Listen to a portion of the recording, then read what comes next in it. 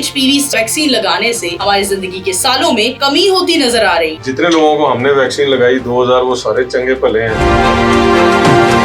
ये पाकिस्तान में नहीं बल्कि वेस्ट में भी ऐसी कंडीशन है कि मल्टीपल सेक्सुअल पार्टनर जितने ज्यादा होंगे उतना ही रिस्क ऑफ कार्सिनोमा ज्यादा होगा। जो लड़का उससे राब्ते में चाहे उसका हस्बैंड क्यों ना हो, अगर वो कोई 50 बंदों से एक्सपोजर लेके आ गया तो वो सारे के सारे एक्सपोजर उसकी बीवी के भी कंसिडर होंगे।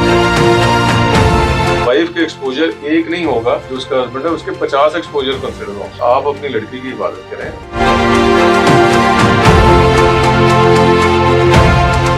आज हम बात करने जा रहे हैं HPV वैक्सीन पर। क्या है ये वैक्सीन?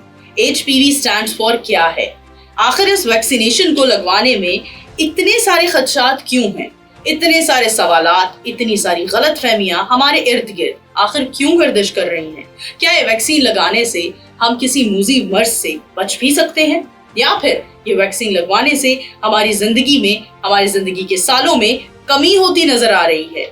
इन सभी स्टेरियोटाइप्स को आज ब्रेक करेंगे और हकाइक जानेंगे। आज हमारे पॉडकास्ट में बड़ी ही अहम शख्सियत ने हमें ज्वाइन किया है। इस सबसे पहले आपको बताती चलूं, आप सब देख रहे हैं जिना डिजिटल, जिना का पाकिस्तान, हम सब का पाकिस्तान। आज हमारे गेस्ट हैं डॉक्टर मसूद शेख, जो कि पब्लिक हेल्थ कंसल्टेंट हैं। इन्हीं से ही जानेंगे कि HPV ये जो वैक्सीन है ये आखिर है क्या। Thank you so much doctor साहब आपके वक्त का। कैसे हैं आप? जी अल्लाह का शुक्र। डॉक्टर साहब क्या बताते हैं? सबसे पहले तो ये बताइए कि HPV क्या है, स्टैंड्स फॉर, इसकी एब्रिविएशन क्या है? देखिए, ये हमारे यहाँ बहुत सारी ऐसी बीमारियां हैं जो वायरस के जरिए होती हैं, और चंद एक कैंसर भी हैं जो कि वायरस के जरिए फैल लेते हैं। ये एक ऐसी बीमारी है जो आगे चल के कैंसर बन सकता है। और अमूमी तौर पे तो यहाँ शोर बहुत हो रहा है कि लड़कियों को वैक्सीन लग गई है। एक्चुअली तो ये जो वायरस है, ह्यूमन पैपिलोमा वायरस, ये ना सिर्फ बच्चियों को मुतासर कर सकता है, लड़कों को मुतासर कर सकता है, बड़ी उम्र के जो औरत है, मर्द है, किसी को भी लग सकता है। ठीक है। और इसमें 100 से ज़्यादा अक़साम होती हैं जिसकी 30 के करीब इसमें ज़रा ख़तरनाक होती हैं।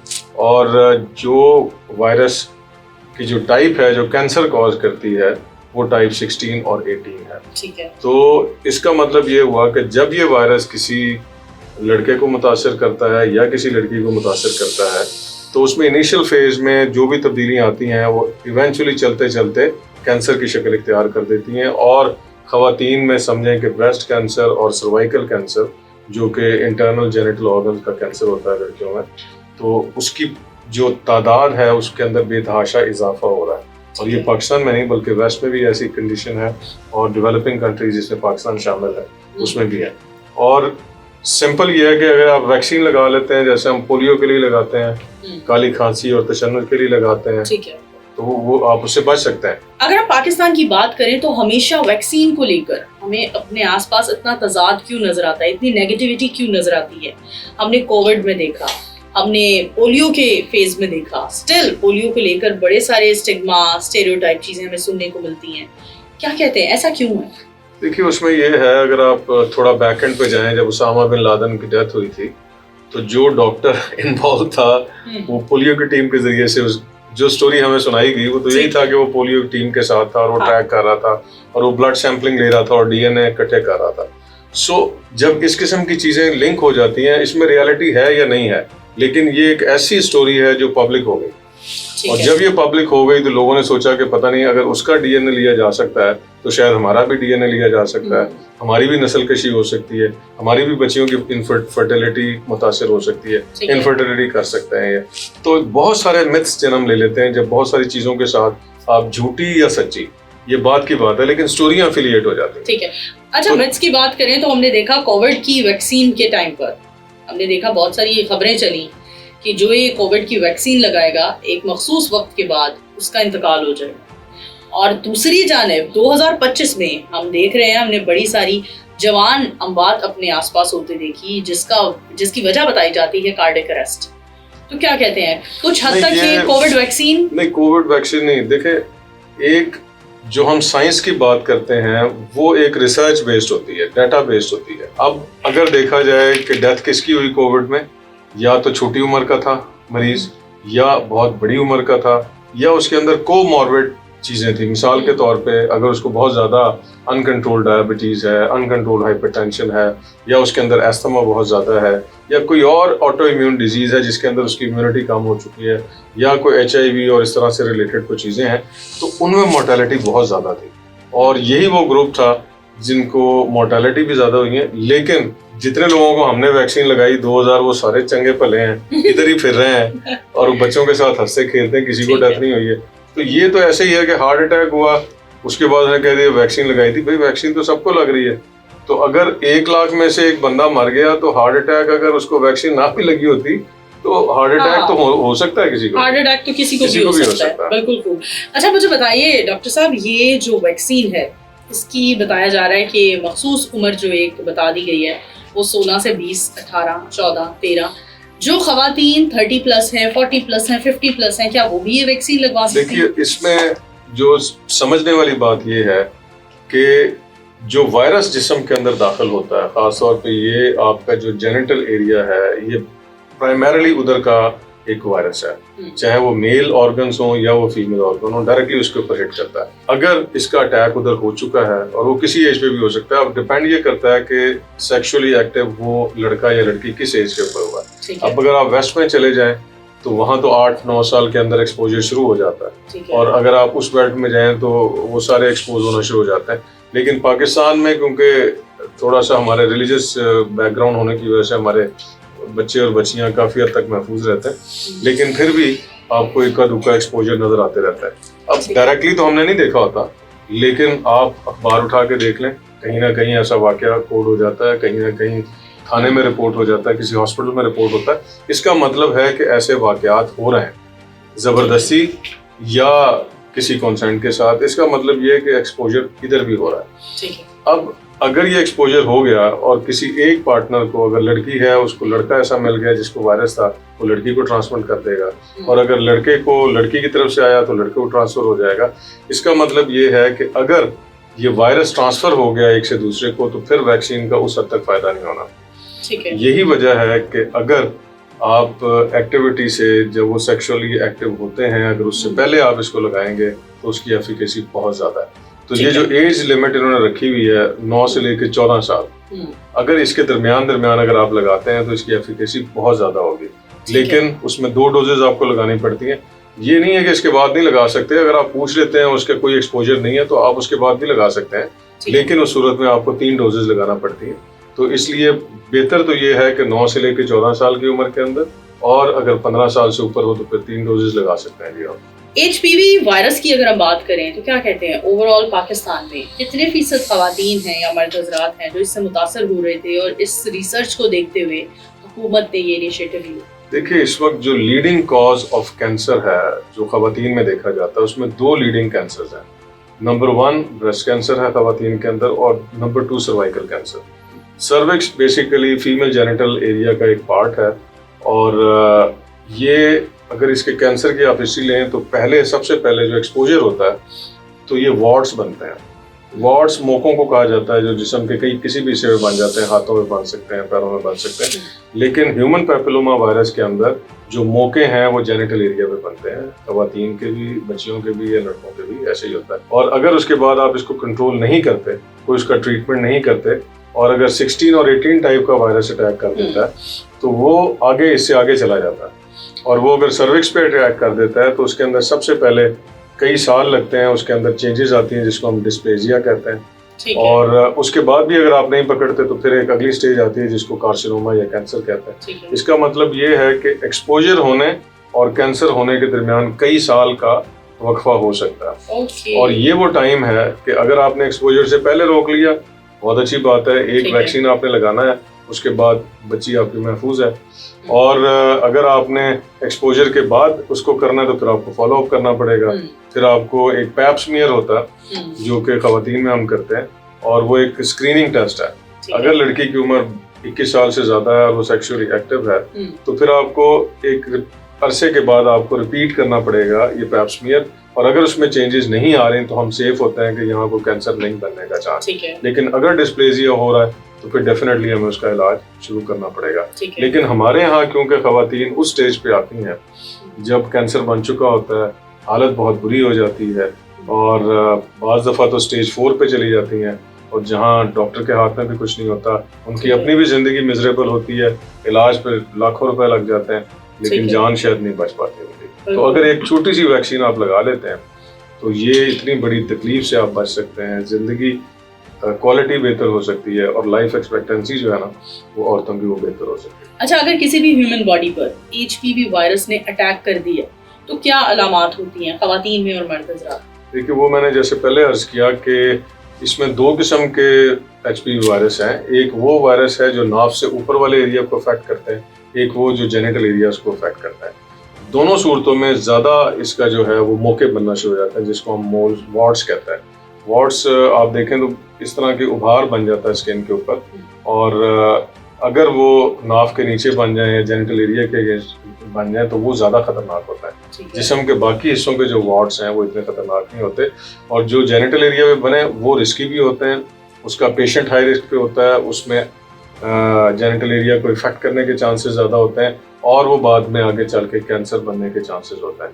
लेकिन आजकल जो हमारी जनरेशन है उसके अंदर इवन जेनिटल एरिया के अलावा मुंह और उसके अंदर चेहरे के ऊपर भी ये वॉर्ट्स आना शुरू हो गए। तो क्योंकि हमारी हैबिट्स बदलती जा रही हैं, इस वजह से कोई भी एरिया ऑफ एक्सपोजर हो सकता है। तो इसलिए बेहतर ये है कि आप इस वैक्सीन को लगाएं। बल्कि मैं समझता हूँ कि इनिशियल फेज पे अगर हम लड़कियों पे इस्तेमाल कर लेते हैं वैक्सीन, और हमारी ये जो पॉपुलेशन है वो प्रोटेक्ट हो जाती है, तो आगे चल के हमें लड़कों पे भी ये वैक्सीन लगानी चाहिए। जो लोग ये वैक्सीन नहीं लगवा रहे और इसका बाकायदा तौर पर बायकॉट कर रहे हैं, अगर वो प्राइवेट क्लिनिक में जाकर बाद में उनको ये रियलाइज होता है कि हमें लगवानी चाहिए, तो क्या खर्चा आएगा इस पर? देखिए, ये तो कई हजार रुपए की डोज होती है, सिंगल डोज। और दूसरी बात ये है कि आपको कोल्ड चेन का भी पता नहीं होता। तो एक ऐसी चीज जो आपकी बच्ची की जान बचा रही है, जो उसकी लाइफ एक्सपेक्टेंसी बढ़ा रही है, और जो उसको एक बहुत बड़ी एक कैंसर से बचा रही है, तो मेरा ख्याल है कि ये तो तवाहमात की नज़र करके इतनी अच्छी स्कीम को ज़ाया करना और सिर्फ उसको तवाहमात की नज़र कर देना, ये तो एक बहुत बड़ा जुल्म है। और मेरा ख्याल है इस वक्त हमें चाहिए कि जो पेरेंट्स हैं उनको ज़रूर काउंसिल किया जाए, जो उनके टीचर्स हैं स्कूल के, जो ख़ास तौर पे जो लेडी टीचर्स हैं उनको काउंसिल करना चाहिए, क्योंकि ज़्यादातर स्टूडेंट्स उनके साथ इंटरेक्शन में होते हैं। ये तो एक बहुत बड़ा सोशल इशू है। तो जो मस्जिद के इमाम हैं जुम्मे के खुतबे में बता सकते हैं कि गवर्नमेंट की तरफ से एक अनाउंसमेंट हुई है, तो आप अपने बच्चियों को लेके आएँ और इसमें कोई प्रॉब्लम नहीं है, इसको लगाएं। और मेरा ख्याल है जो एक इशू आ रहा है ना जी, वो ये है कि इसका ताल्लुक, क्योंकि हम कहते हैं ना जिस लड़की का मल्टीपल एक्सपोजर है बंदों के साथ, वो हाई रिस्क हो जाती है, और जिसका शायद एक्सपोजर नहीं है उसको रिस्क ही नहीं होता। तो हमारे सारे पेरेंट्स डिनायल में चले जाते हैं। वो कहते हैं हमारी तो फैमिली में सेटअप ही बहुत अच्छा है, हमारी तो बच्ची किसी के साथ एक्सपोजर में नहीं आती।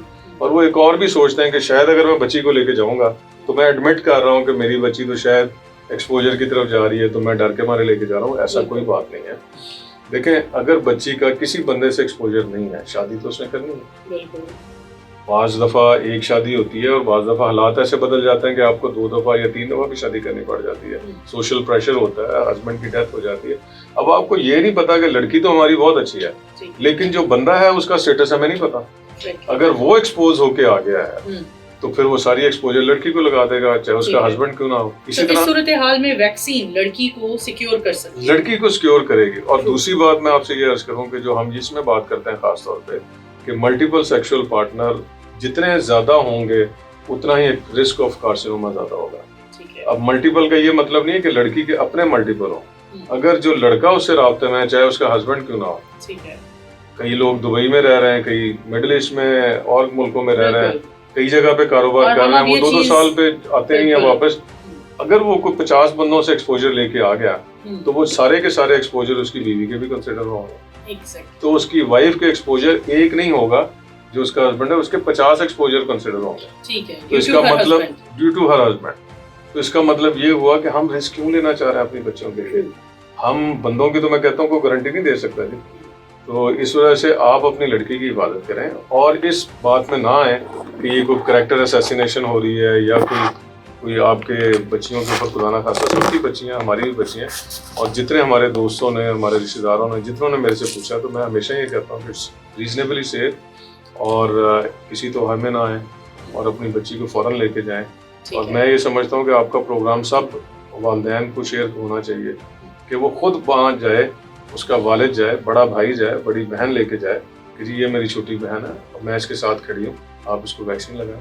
बिल्कुल बहुत अच्छी बात है। बिल्कुल बहुत अच्छी बात है। लेकिन हम एक और अफसोस के साथ हम एक और ऐसा कदम जो हेल्थ सेक्टर में उठाया गया है और बहुत खूबसूरत कदम है, और उसको भी हम सियासी इख्तलाफ की नज़र कर रहे हैं। सोशल मीडिया पर कई इन्फ्लुएंसर्स हैं जिनको शायद क्लिनिकल, साइकोलॉजिकल या हेल्थ के हवाले से कोई नॉलेज ही नहीं है, लेकिन वो अपना कैमरा खोल देखिए, कर। यहाँ मैं आपको एक अर्ज करूँ ना, जब कोविड आया तो मैं एक हॉस्पिटल में मेडिकल सुपरिटेंडेंट था। हॉस्पिटल में सन्नाटा, हमारे सारे दोस्त गायब हो गए। मिलने वालों ने कहा जी हम फोन पे ही बात करेंगे। ठीक है। जो हमने फिल्में देखी थी कि एक बंदे ने किसी चीज को टच किया और वो वहीं गिर गया, कोई बंदा बाहर गया और वो मर गया, ग्रेवयार्ड बनाए जा रहे हैं, पाकिस्तान में तो हमने ऐसा कुछ भी नहीं देखा। कोई ऐसा नहीं हमारे सामने हुआ। हमारे कई लोगों को, मुझे खुद कोविड हुआ, मेरी वाइफ को कोविड हुआ, मेरी सास को, वो 70 ईयर्स की थी, उनको कोविड हुआ। अल्लाह का शुक्र है सारे ठीक हुए। और जितने हमारे हल्के में थे बहुत सारे लोगों को हुआ जो डॉक्टर काम कर रहे थे। देखिए, मौत का तो एक दिन मुकर्रर है ना, उसको तो हमारा ईमान है कि जब अल्लाह से मुलाकात का वक्त आ जाना ना, तो फिर ना किसी डॉक्टर ने काम आना है, ना किसी और चीज ने आपको रोकना है, बहाना जाए आपका कुछ भी बन जाए। तो इसलिए ये जो कहना होता है जी वैक्सीन से हो जाएगा ऐसा, वैक्सीन से क्या हो सकता है मैक्सिमम, मैं आपको बता देता हूँ। छोटा मोटा पेन हो सकता है, वो हर एक टीके से लगता है। छोटा मोटा एलर्जिक रिएक्शन हो जाता है, वो किसी भी टीके से हो सकता है। मैं यही जानना चाह रही थी कि हर वैक्सीन के कोई साइड इफेक्ट्स होते हैं? थोड़े बहुत हो जाते हैं। क्या मतलब साइड इफेक्ट्स थोड़े हाईलाइट कर दें। देखिए, साइड इफेक्ट में क्या होगा, हल्का सा पेन हो जाएगा, हल्की सी एलर्जिक रिएक्शन हो जाएगा। बहुत रेयर कंडीशन के अंदर आपको उसके लिए मेडिसिन लेनी भी पड़ सकती है। ठीक है। वो तो हर वैक्सीन के साथ है। आप चाहे पोलियो की वैक्सीन लगाना शुरू करें, उसमें भी ये प्रॉब्लम है। अगर आपने कोई पेंटा का लगाना है उसके साथ भी है, अगर आपने हेपेटाइटिस का लगाना है उसके साथ भी है। तो भाई इस वैक्सीन को आपने क्यों इतना स्टिग्मा में कर दिया, जो मैंने पहले आपसे अर्ज किया ना कि हर बंदा डिनायल में आ जाता है। ठीक है कि जी हमने नहीं लगाना क्योंकि ये तो उन लोगों के लिए है जिनका शायद किरदार अच्छा नहीं है। ऐसा कुछ भी नहीं है। ये तो आपकी प्रोटेक्शन के लिए है, आपके फ्यूचर को बेहतर करने के लिए, आपकी कैंसर प्रिवेंशन के लिए है। और ये जो मिस अटैचमेंट कर दी गई है इसके साथ, इसका कोई साइंटिफिक बेस नहीं है।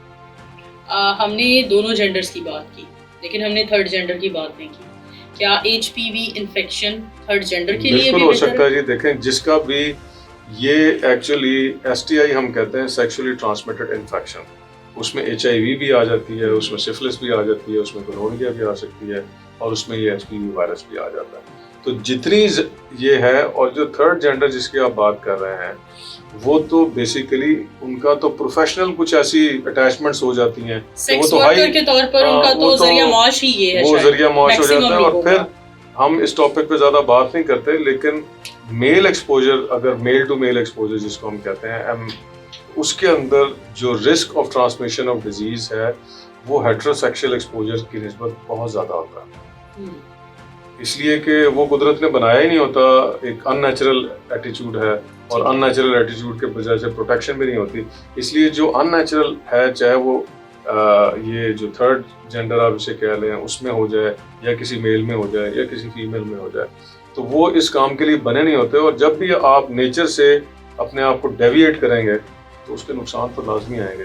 तो इसलिए आगे चल के मेरा ख्याल है ये जो आपने बात की ना, जो ट्रांसजेंडर हैं या दूसरे हैं, उनके अंदर भी फ्यूचर में जाके जरूर इस तरफ देखना चाहिए। ठीक है, ताकि वो बच जाए। सर, फाइनल मैसेज क्या देना चाहेंगे देखने वालों को? देखिए, मेरा ख्याल है कि जितनी भी वैक्सीनेशन नई आई हैं, चाहे वो पोलियो हो या कोरोना की वैक्सीन हो या कोई और वैक्सीन हो, उसके खिलाफ एक पब्लिक ओपिनियन आता है, और एंड पे लोग सारे समझ जाते हैं कि नहीं ये ऐसा गलत था, और आहिस्ता आहिस्ता लोगों को समझ आ जाती है। तो इसके खिलाफ भी पब्लिक ओपिनियन आना एक नेचुरल सी बात थी। लेकिन मैं समझता हूँ कि लोगों को साइंटिफिक बातों की तरफ ध्यान देना चाहिए, और उन्हें एहसास होना चाहिए कि ये जो वैक्सीन है ये साइंटिफिकली प्रूवन है, और कई दहाइयों से वेस्ट के अंदर भी लग रही है, और किसी किस्म का कोई प्रॉब्लम नहीं होता। तो अगर वो पाकिस्तान में आ रही है और गवर्नमेंट फ्री ऑफ कॉस्ट दे रही है, तो मेरा ख्याल है हमें किसी तवाहमात की नज़र करके अपने बच्चियों को इससे नहीं रखना चाहिए दूर, बल्कि उनको फौरी तौर पर ले जाके वैक्सीनेशन लगाना चाहिए और इनको कैंसर से बचाना चाहिए। बिल्कुल, बहुत शुक्रिया once again doctor Masood Sheikh साहब, आपके वक्त का। बेहतरीन मैसेज के साथ हम अपने इस पॉडकास्ट का इख्तिताम करेंगे, क्योंकि ये वैक्सीन हमें गवर्नमेंट सेक्टर पर प्रोवाइड की जा रही है, और इस लेवल पर हम बिल्कुल मुफ्त जाकर लगवा सकते हैं और मुझे लगता है कि हम सबको लगवानी चाहिए। और इसी के साथ अपनी होस्ट नूर अमानुल्लाह को दीजिए इजाजत। दोबारा हाजिर होंगे, तब तक के लिए अल्लाह।